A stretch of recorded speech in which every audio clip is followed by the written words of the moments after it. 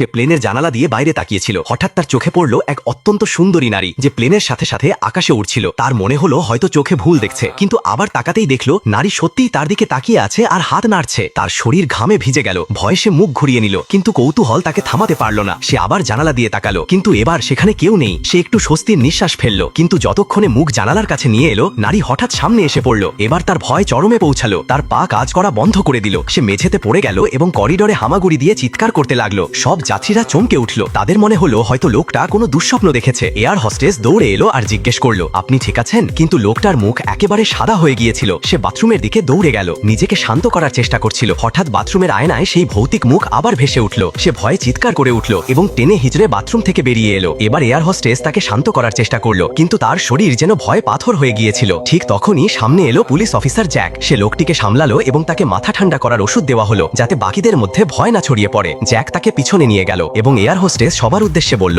আমরা ঝড়ো এলাকায় আছি। এমন পরিস্থিতিতে কারো কারো প্যানিক অ্যাটাক হতে পারে, কিন্তু আসল সত্যিটা কি